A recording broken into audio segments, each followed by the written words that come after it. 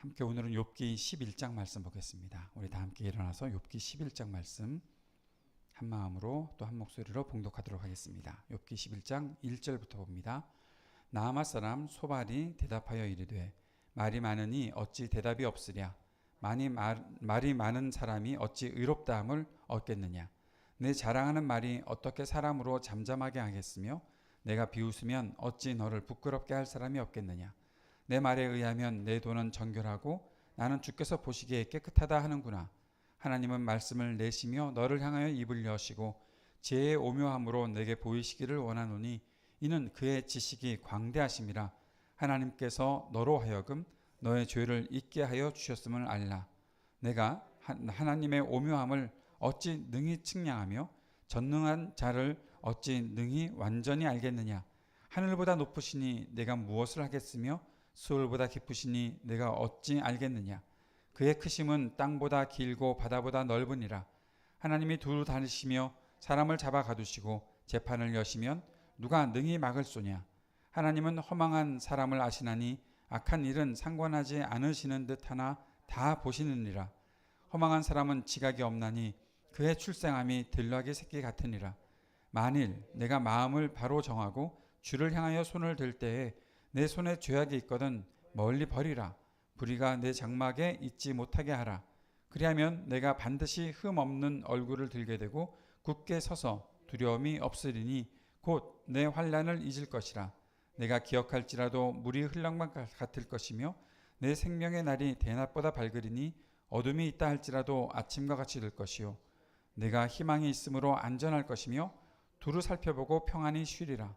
내가 누워도 두렵게 할 자가 없겠고 많은 사람이 내게 은혜를 구하리라. 그러나 악한 자들은 눈이 어두워서 도망할 곳을 찾지 못하리니 그들의 희망은 숨을 거두는 것이니라. 아멘. 예, 오늘도 우리 주님께서 우리에게 하시는 말씀을 우리가 듣겠습니다. 나아마 사람 소발이 이제 등장을 해서 욥의 그 한탄, 욥의 탄식에 대해서 비판하는 말이 나타나 있습니다.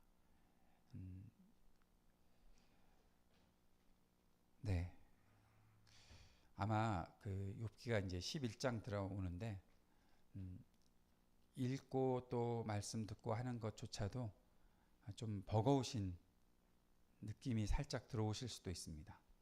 좀 지치기도 하시죠? 안 지치세요? 네. 워낙 설교를 잘해서 그런 건가? 그건 아닌 것 같고, 예, 그것보다 우리가 아마 그동안에 집중해서 욥기를 읽었던 경우가 별로 없고 그냥 쭉 지나가면서 읽었던 말씀들을 이제 우리가 좀 자세히 살펴보면서 그 자세히 살펴보는 가운데 이런 말씀이 있었구나 하는 그런 생각 때문에 좀 신선하게도 느껴지고 이런 말씀을 우리가 이렇게 생각해야 되겠구나 하는 그런 깨달음이 있기 때문에 그 약간의 지루함도 우리가 버텨낼 수가 있는 것 같은데 좀 이렇게 자세히 살펴보다 보면 좀 하는 한숨이 나오게 됩니다. 제가 그러고 있거든요 지금.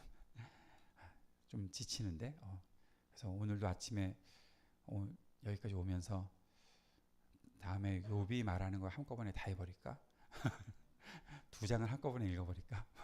그렇게 하면서 좀 빨리빨리 진행을 할까 하는 그런 생각도 살짝 하고 있는데 그건 뭐 제가 최 목사님과 함께 의논하면서 결정할 내용이고요.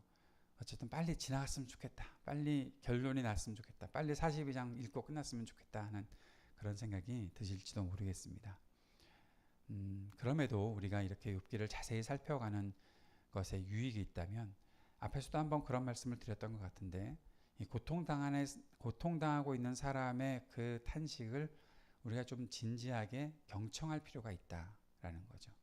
또 하나는 그에 대해서 오해하고 무작정 회개하라 라는 비판만 하고 있는 사람들의 소리도 한번 들어볼 필요가 있다라는 겁니다. 우리가 삶이 좀 빡빡하다 보니까 좀 빨리빨리 진행하고 싶다 보니까 우리가 듣고 싶은 것만 들으려고 합니다. 우리가 보고 싶은 것만 보려고 하고 듣고 싶은 것만 들으려고 합니다. 옛날에는 그렇게 하지를 못했습니다. 옛날에는 그냥 다 들어야 됐습니다. 예를 들어서 방송에서 뉴스를 듣더라도 방송국 몇 개에서 하는 뉴스를 보고 싶으면 틀어놓고 내가 듣고 싶은 뉴스가 뭔지, 보고 싶은 것이 뭔지 그런 거 뭐 선택할 수 없이 그냥 처음부터 끝까지 다 봐야 그 중에 몇 개 내가 저 소식을 들어서 좋다, 그런 식으로 생각을 하고 넘어갔었잖아요. 근데 요즘은 내가 듣고 싶은 것만 들을 수가 있습니다. 보고 싶은 것만 볼 수가 있습니다. 이게 알고리즘으로 연결이 돼 있어가지고 유튜브 뭐 하나 켜놓기 시작하면 내가 한번 관심도 아니고 그냥 한번 클릭만 해서 듣기를 시작하면 줄줄이 계속 그와 연관된 것만 뜨게 됩니다. 설교 방송을 보고 싶어서 보시는 분들은 아시겠지만 아마 그분들은 계속 설교만 쫙 나타나 있을걸요. 유튜브 홈페이지에 딱 들어가면 그 메인 화면에 설교만 주르르 떠져 있는 경우도 있고, 찬양을 듣고 싶으면 찬양만 떠져 있고, 뭐 트로트를 듣고 싶으면 트로트만 계속 연이어서 나오고, 뭐 예를 들어서 뭐 이렇게 좀 정치적 성향 같은 것도 마찬가지죠. 내가 우파적 성향을 갖고 있으면 계속 우파적 성향의 그 화면만 나오고, 내가 좀 좌파적 성향을 갖고 있다 그러면 계속 그쪽만 나오고, 또 심지어는 내가 의도적으로 어떤 것들을 멈춰 놓을 수도 있습니다. 나 이쪽 거는 듣기 싫어 하면 딱 멈춰 놓으면 거기 거는 더 이상 나오지 않아요.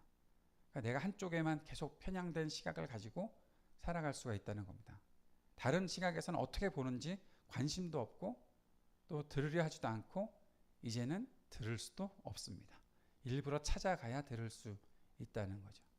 그러니까 모든 사람들이 다 편향된 시각만 가지고 있는 거예요. 다 이쪽 시각만 갖고 있고 저쪽 시각만 갖고 있어요. 여기서 말하는 것에 옳은 것도 있지만 그런 것도 있을 텐데 분별할 수가 없어요. 저쪽에서 말하는 것에서 옳은 것도 있고 그런 것도 있을 텐데 분별할 수가 없어요. 다 그냥 내가 보는 것이 다 옳다고만 믿고서 따라가고 있는 거예요. 그랬던 우리들이 욥기를 읽어가고 있는데 욥이 계속 탄식만 하고 있고 한탄만 하고 있고, 이 소리가 만약에 듣고 싶지 않아서 딱 꺼버리면 더 이상은 욥의 이야기를 들을 수가 없는 거예요. 친구들의 비판이 맞지, 그것만 들어야지, 그러면 친구들의 비판만 듣는 거예요. 그 속에서 무엇이 옳은지 그런지 판단할 수가 없는 거예요. 우리는 다 들을 수 있어야 돼요. 우리가 좀 인내심을 갖고 다 들을 수 있어야 돼요. 왜냐하면 분별하기 위해서 그런 거예요. 특별히 교회에서 신앙생활을 하는 사람들은 조금 더 시각을 넓혀서 생각해야 되는 그런 필요가 분명히 있습니다. 왜냐하면 우리는 사람들을 품고 살아가야 되는 사람들이잖아요. 저 사람은 죄인인데, 저 사람은 나쁜 사람인데, 그러면 죄인과 나쁜 사람은 교회 공동체에 들어오면 안 됩니까? 들어와야죠. 들어와서 함께 있어야죠. 함께 말씀을 듣고 함께 주님의 은혜를 받아야죠. 그래서 변화가 되고 새롭게 되어야 될 필요가 있잖아요. 맞죠? 근데 우리가 안 돼, 넌 나랑 시각이 달라, 넌 내가 하는 말을 못 알아듣잖아, 오지마, 더 이상, 그렇게 딱 선을 그어버리면 그 사람은 어디에서 어떻게 하나님을 만나게 되고 주님의 은혜를 경험하게 됩니까? 물론 하나님께서 주관하셔서 그에게 다른 기회를 주실 수 있다고 믿지만 우리는 하나님 앞에서 우리에게 주어진 직무를 유기한 것이 되잖아요. 조금 더 넓혀야 될 필요가 있지 않을까? 조금 더 우리가 생각해야 될 필요가 있지 않을까? 다른 거 모르더라도 조금 더 우리의 귀를 열고 우리의 눈을 열어서 그 사람들을 보고 그 사람들의 소리를 들어야 하지 않을까 하는 것이죠. 제가 엘리바스나 빌닷이나 하는 말들이 다 잘못됐다고 생각을 하고, 그리고 소발도 마찬가지로 잘못됐다고 생각을 하지만 사실상 그들이 지금 욥에게 말하는 교훈을 욥이 아닌 일반적으로 사람들에게 말하는 것이라고 생각을 하면 그 사람들의 말이 틀린 것이 없습니다. 오늘로 보면 그냥 뭐라고 표현할까? 소발복음 그래가지고 소발이 딱 이거 한 장만 얘기한 것을 성경이 기록했다. 어떤 상황인지도 모르고 그렇게 했다 그러면 여기에는 우리가 아멘할 대목이 너무 많은 거죠. 오늘 후반부에 보세요. 내 손에 죄악이 있거든 멀리 버리라. 14절이죠. 죄악이 있으면 멀리 버려야죠. 죄악을 붙잡고 살겠습니까? 불의가 내 장막에 있지 못하게 하라. 맞죠? 우리가 살아가고 있는 장막에 불의가 있으면 안 되죠. 그리하면 내가 반드시 흠없는 얼굴을 들게 되고 굳게 서서 두려움이 없으리니. 맞죠? 그렇게 죄악을 버리고 불의를 내 공간에서 다 내쳐놓으면 우리가 흠없는 얼굴을, 우리가 얼마나 밝은 얼굴을 가지고 살아갈 수가 있겠습니까? 두려움 없이 살아갈 수 있겠습니까? 그거 맞는 일이죠. 그렇게 되면 16절에 곧 너의 환난을 잊을 것이라. 네가 기억할지라도 물이 흘러갈 것이며 옛날에 받았던 그런 환난과 고통들, 내가 죄악 때문에 있었던 그런 두려움들, 그것들을 내가 기억하고 싶어도 이미 다 흘러서 떠내려갈 것 같으니 그렇게 빨리 회개하는 것이 맞다라는 거죠.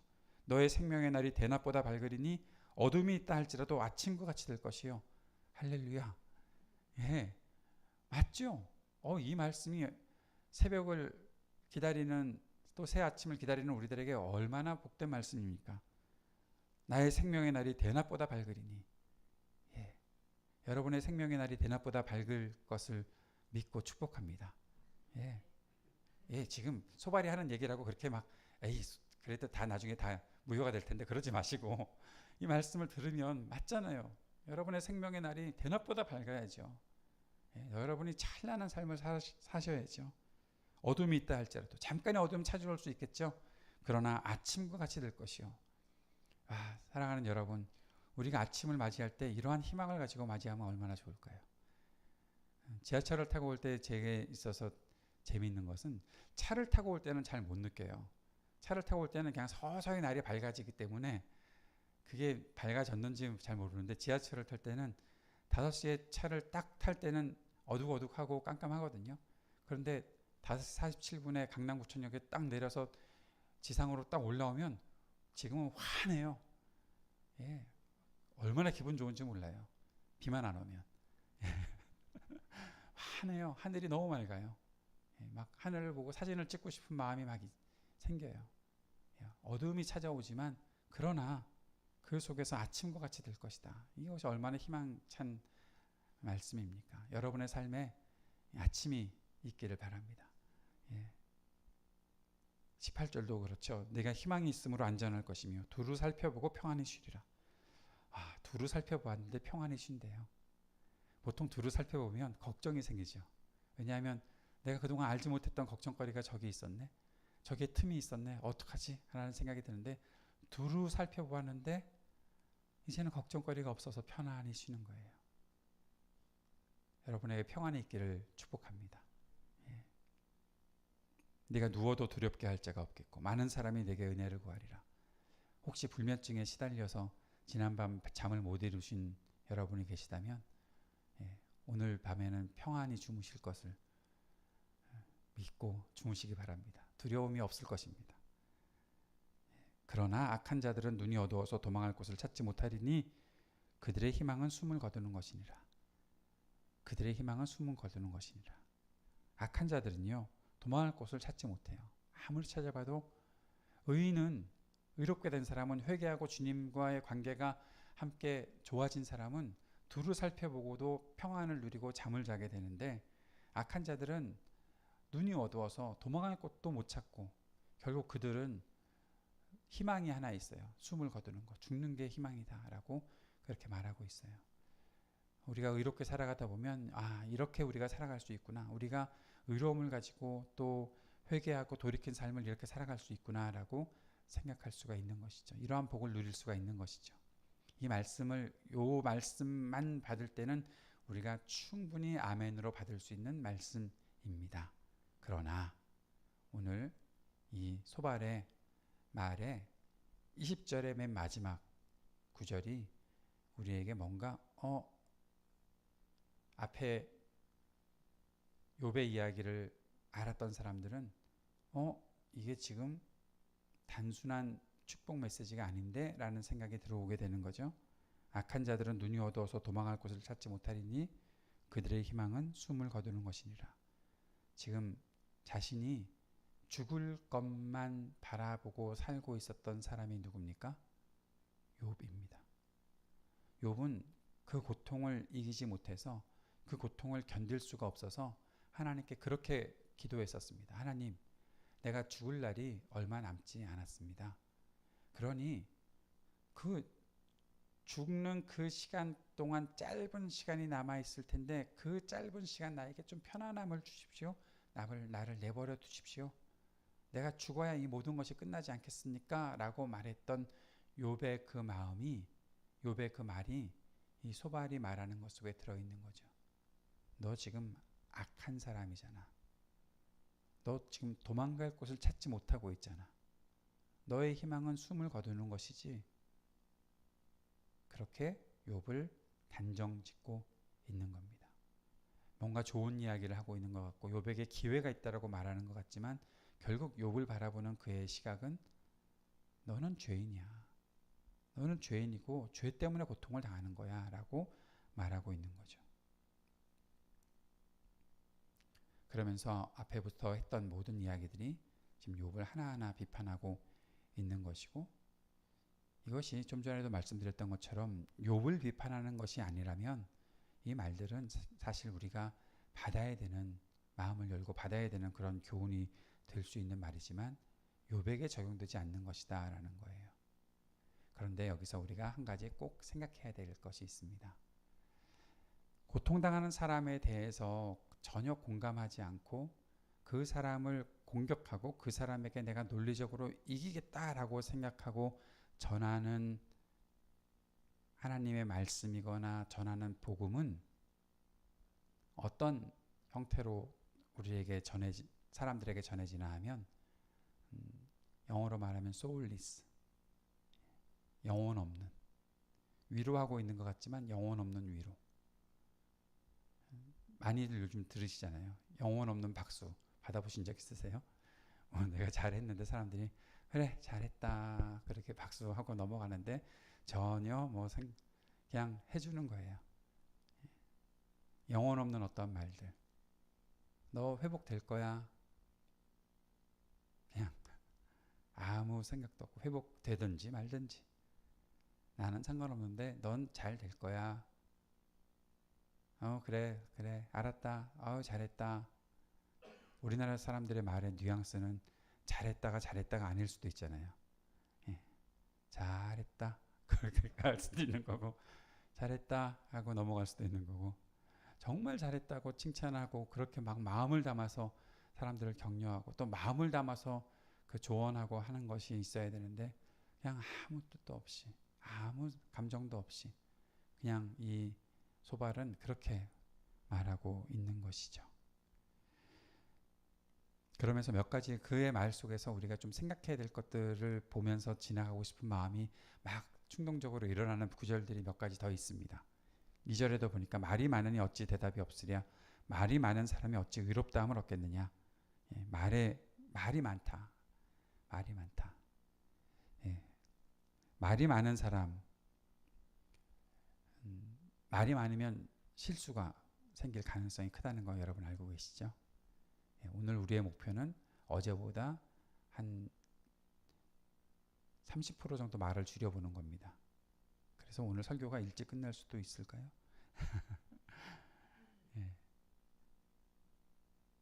말에 대한 교훈은 이 소발이 말했던 이 말에 대한 교훈, 말이 많은 사람들이 얼마나 실수가 많고 잘못이 많을 수 있는지에 대한 교훈은 사실 잠언에서도 계속해서 나타나는 것이 그 말씀들이죠. 잠언 6장 2절에 내 입의 말로 내가 얽혔으며 내 입의 말로 인하여 잡히게 되었느니라. 말 많이 하다가 그렇게 잡혔다. 말 많이 하다가 흠을 잡혔다라는 소리죠. 잠언 10장 19절에도 말이 많으면 허물을 면하기 어려우나 그 입술을 제어하는 자는 지혜가 있느니라. 말이 많은 사람은 허물을 면하기 어렵다.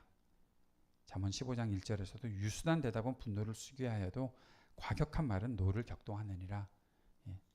사랑하는 여러분, 말 많아지는 것 잘 절제할 수 있는 여러분이 되었으면 좋겠습니다.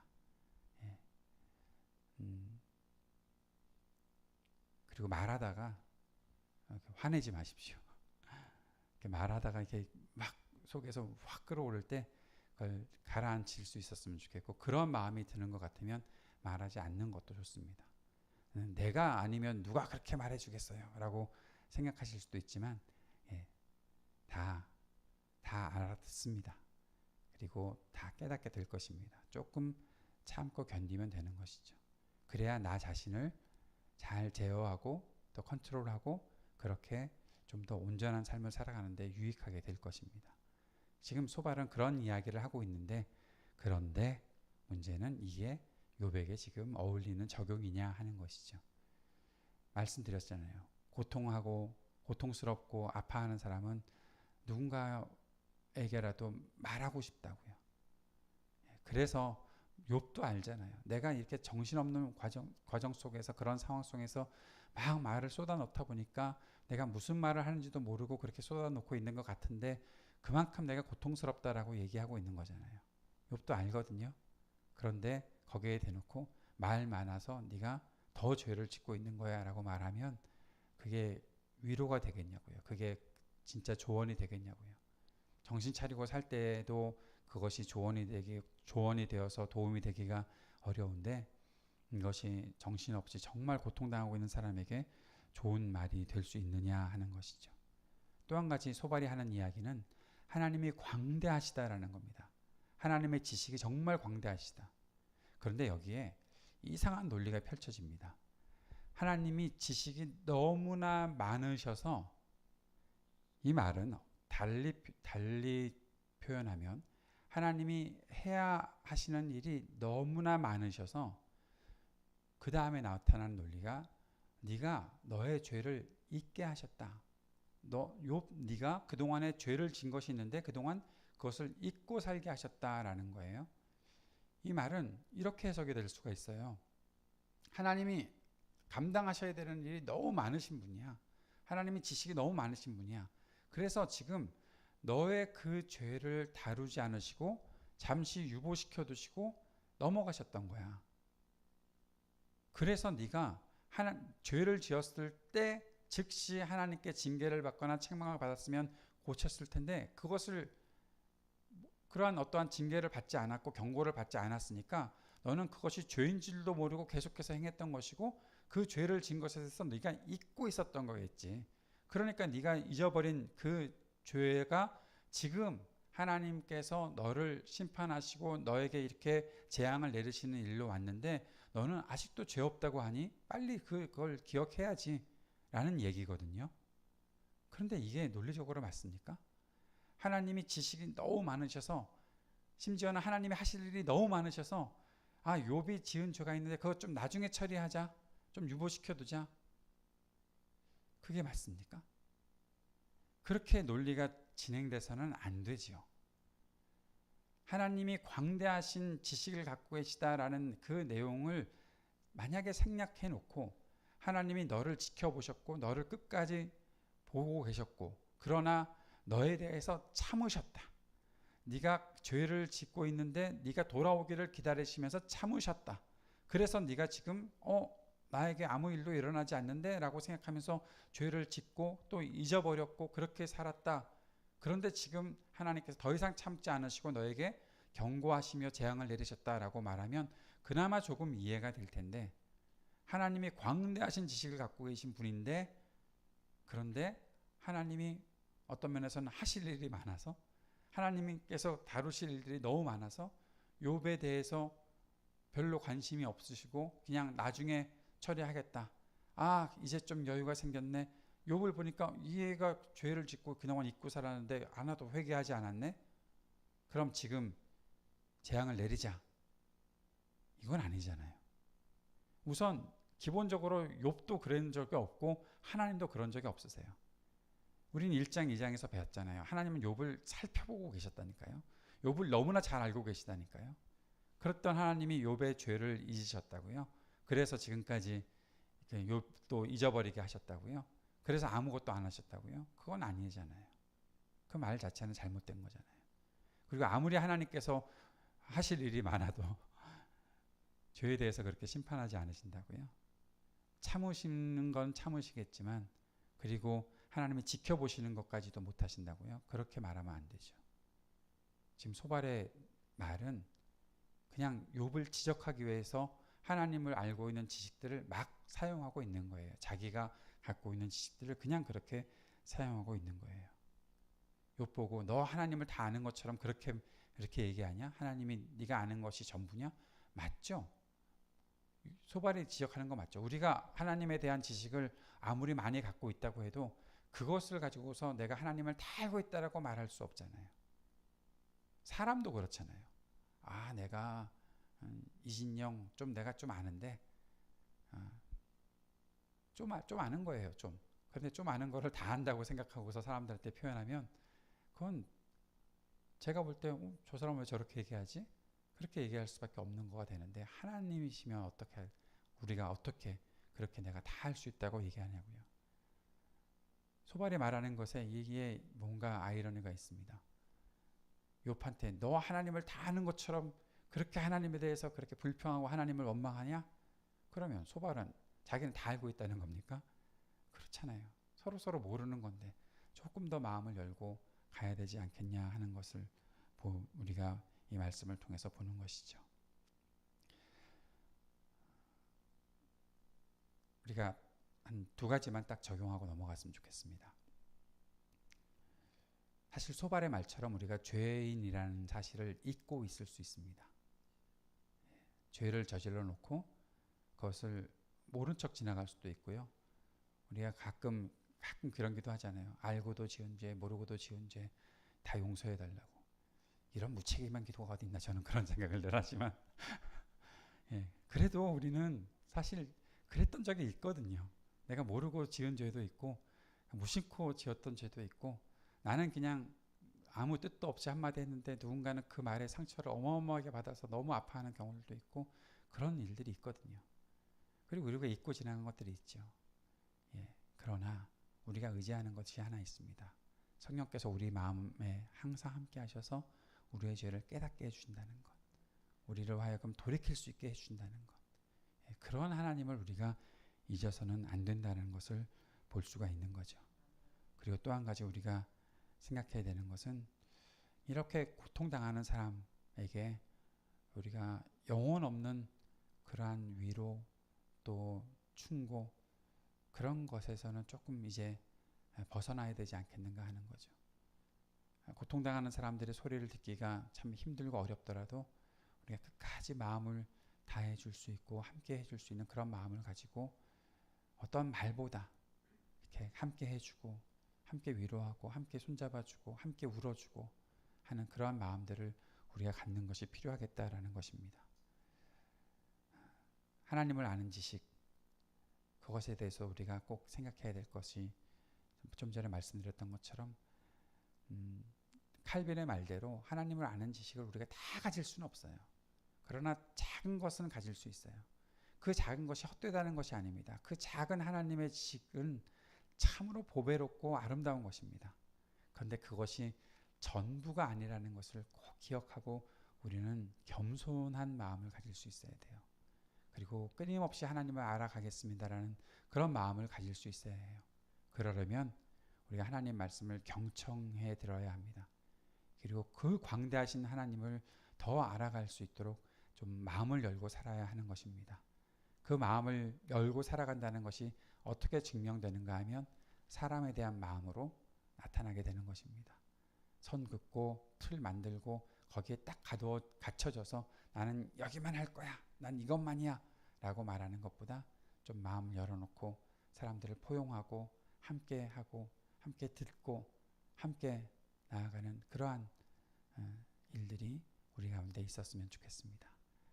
복된 삶 하나님께서 우리에게 계획하시고 이루어 주실 텐데 우리가 그 복된 삶에 참 잘 어울리는 하나님의 사람들로 살아갈 수 있는 오늘이 될 수 있었으면 좋겠습니다.